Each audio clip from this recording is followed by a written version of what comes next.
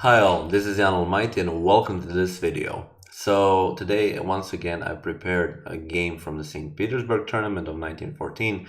This time it involves our main protagonist, Raul Capablanca, and here playing against Emanuel Lasker. So second game from that time in a row from Lasker. And it is a nice one since we well, probably all of the people at that time in the world, especially in the chess world, were excited to see how will this matchup go, because as you probably, okay, maybe some of you remember, I did mention in a couple of videos before that Capablanca did challenge a couple of years back, I think, Lasker to a match, so the World Championship match.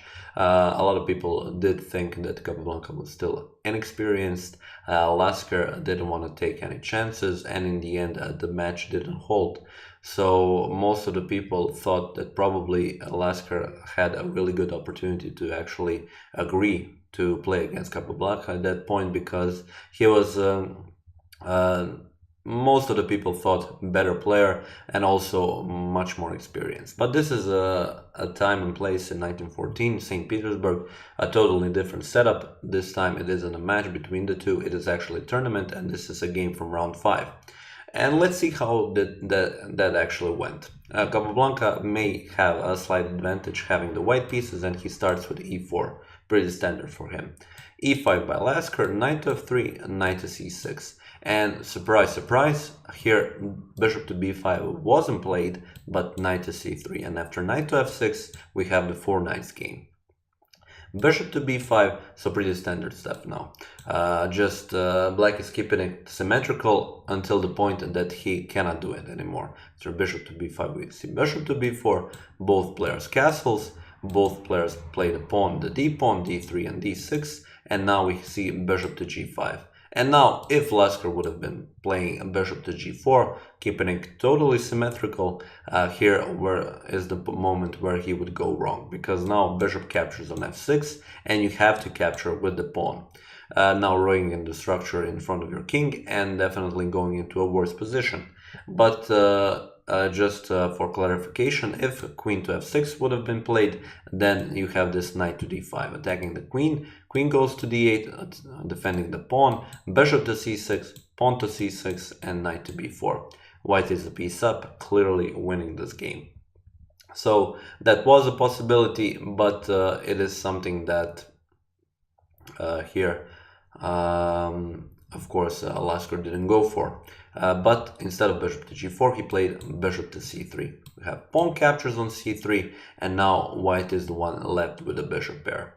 h6, bishop to h4, and now bishop to g4.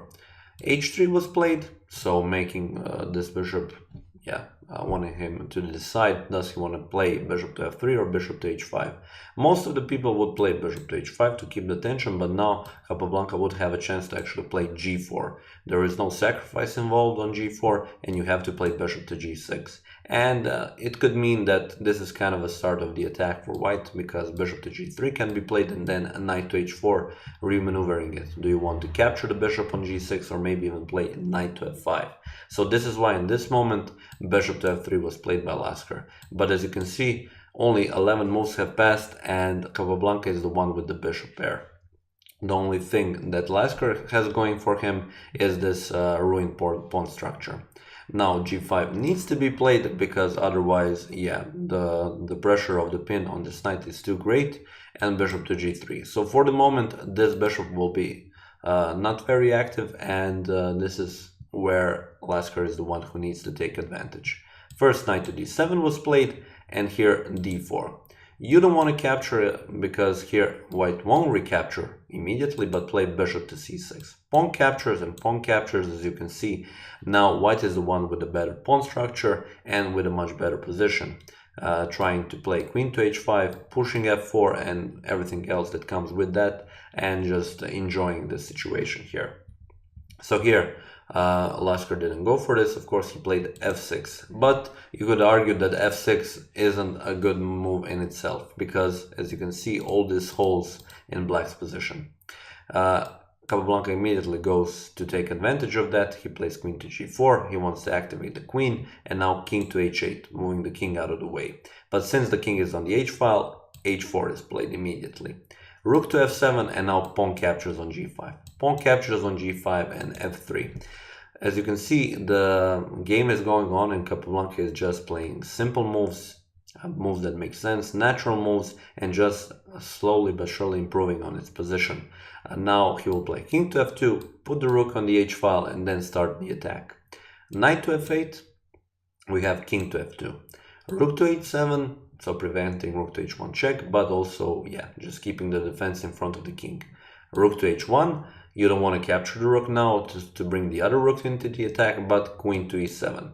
Maybe this situation was the last actual chance for Lasker to kind of go for a safer game with queen to d7 and going for the exchange of the queens, but he didn't want to go for this. He played queen to e7, and this allowed queen to f5.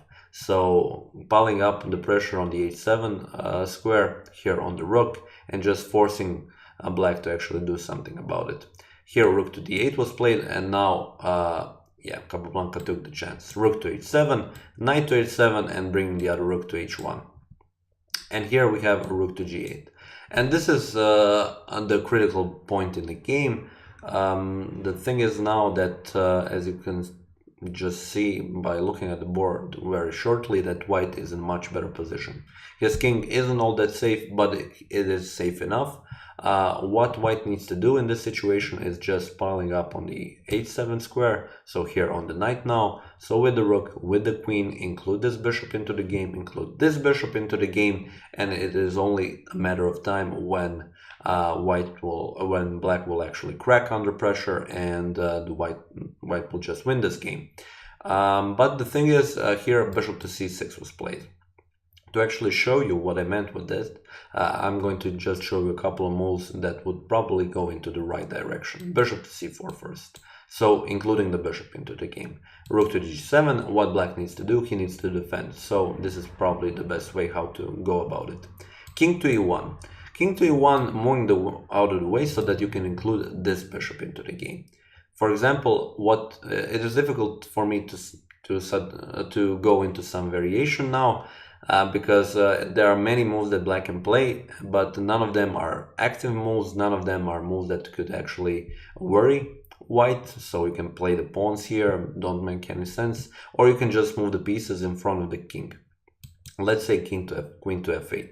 We have bishop to f2 and knight to e7, attacking the queen. The queen will go to h3. Now, once again, keeping the pressure on the h7 pawn, and we can now see that black doesn't have all that many things to do. If he pushes the pawns, white can simply ignore, and still you open up the position even more. But the main idea here for white is to play bishop to e6, and if this knight moves, play bishop to f5.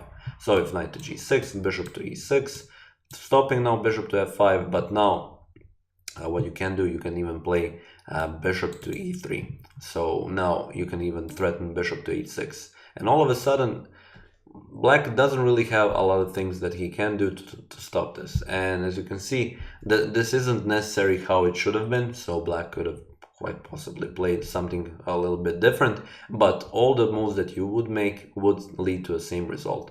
You're a pin here, you cannot go out with a king with this bishop on c4, and yeah, that is just the reality of black's position. But here in this situation, as I've said, after rook to g8, we saw a mistake from Capablanca that I really didn't expect him to make. Bishop to c6. Pawn captured on c6, and now we know why he played it. He played it so that he can transfer the rook on the queen side.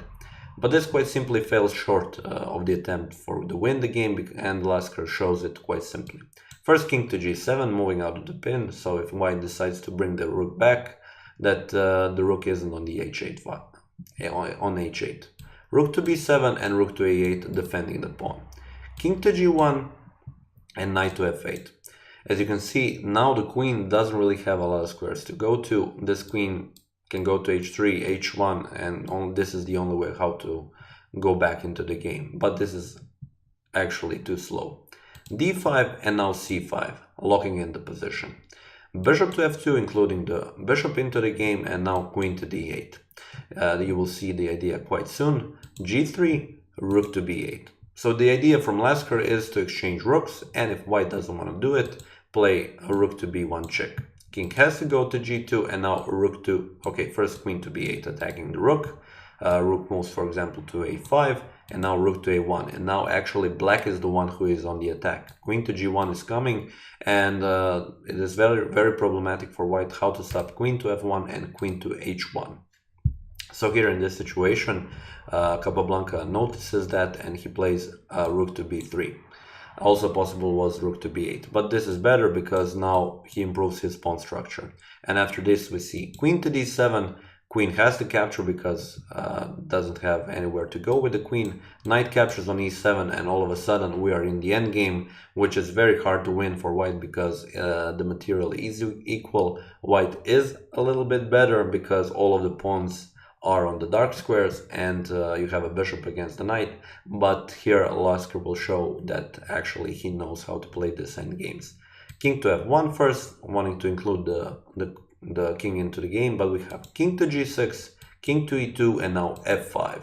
So moving the pawn from the dark square, and we see g4 now. Also a possible, not really the most precise move here, but it isn't like you can do much better. We have pawn captures on e4 and pawn captures on e4. And now knight to f6, essentially going for the king to f3, and the king cannot move if you want to keep one of these pawns. They are on the light squares, they cannot move to the dark square, and the king is stuck guarding them. King to f7 and bishop to e3, attacking this pawn.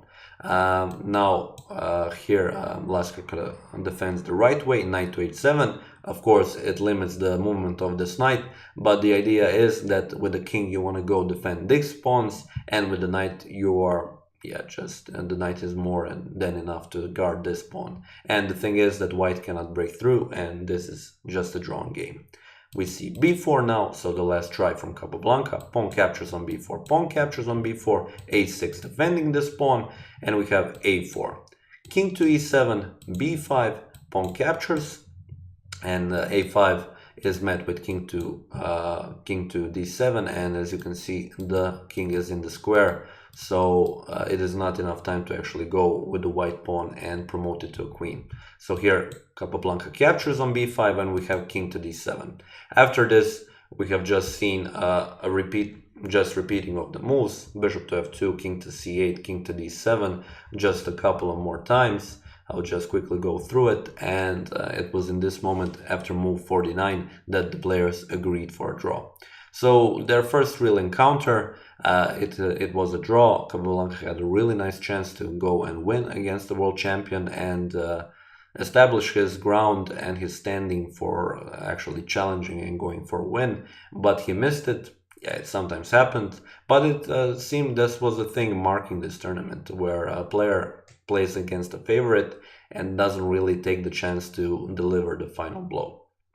So yeah, this was pretty much it for this video and this game. Of course, I'm going to cover many more games from this very nice tournament.